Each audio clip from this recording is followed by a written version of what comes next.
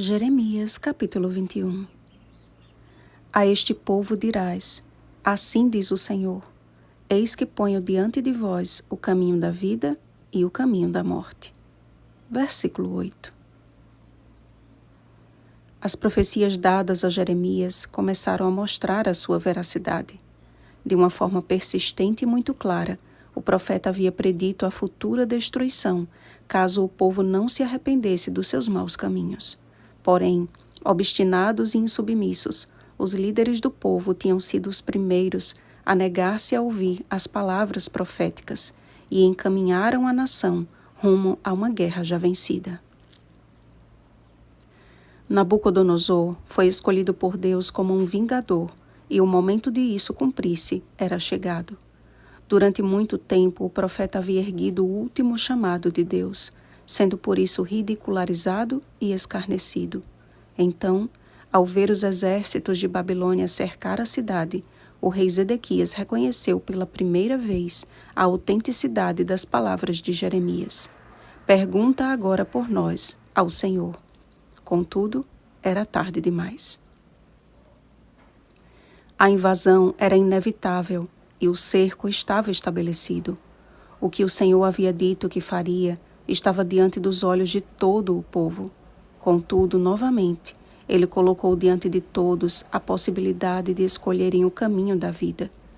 Dentro dos portões de Jerusalém, a corrupção e a idolatria prevaleciam, e fora deles, o Senhor lhes estendeu uma nova chance. Mas o que sair e render-se aos caldeus, que vos cercam, viverá, e a vida lhe será como despojo. A mensagem central era: entreguem-se à Babilônia, e vocês não irão participar dos juízos que recairão sobre Jerusalém e sobre toda a Judá.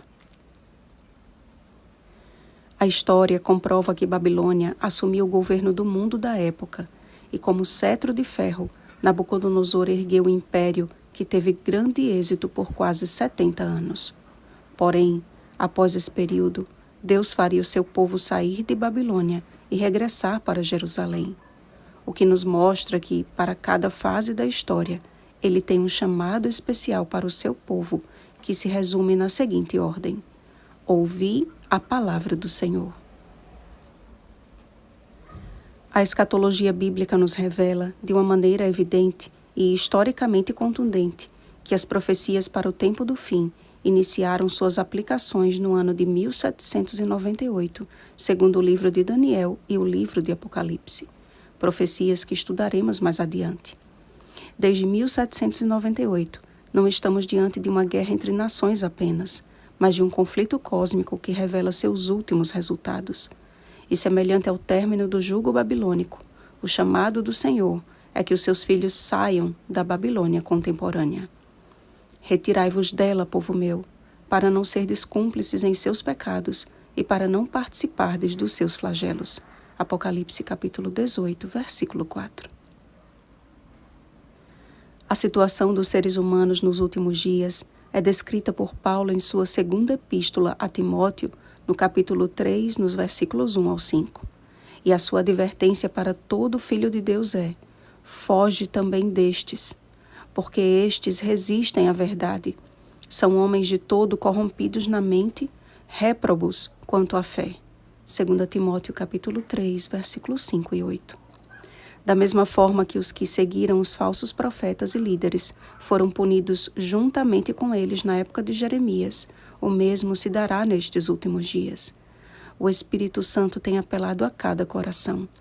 Segue a justiça, a fé, o amor e a paz com os que de coração puro invocam o Senhor. 2 Timóteo capítulo 2, versículo 22. Coração puro não significa ouvir a voz do nosso coração enganoso, e sim a voz daquele que é o caminho e a verdade e a vida. João capítulo 14, versículo 6. Jesus mesmo foi enfático ao declarar: nem todo o que me diz, Senhor, Senhor, entrará no reino dos céus, mas aquele que faz a vontade de meu Pai, que está nos céus. Mateus capítulo 7, versículo 21. A vontade do Pai está contida em sua palavra, e conhecendo-a, passamos a conhecer também o caminho da vida eterna. João capítulo 17, versículo 3. Não há meio termo no fato de que estamos diante do mesmo dilema. Eis que ponho diante de vós o caminho da vida e o caminho da morte. E como nunca antes, a profecia de Joel é um clamor urgente de um Deus que deseja nos salvar. E acontecerá que todo aquele que invocar o nome do Senhor será salvo. Joel capítulo 2, versículo 32. Invoquemos o nome do Senhor e Ele nos guiará pelo caminho da vida. Oremos, amados. Senhor, nosso Deus misericordioso, olha para nós e concede-nos o Teu Santo Espírito. Seja a Tua palavra como espada segura em nossas mãos e esteja ela em nossos lábios e em nosso coração. Fala ao coração do Teu povo que ainda está em Babilônia e reúne todas as Tuas ovelhas em Teu aprisco seguro. Em nome de Jesus. Amém. Vigiemos e oremos. Uma feliz semana, chamados para a salvação. Oremos pelo batismo do Espírito Santo. Oremos uns pelos outros. Rosana Garcia Barros.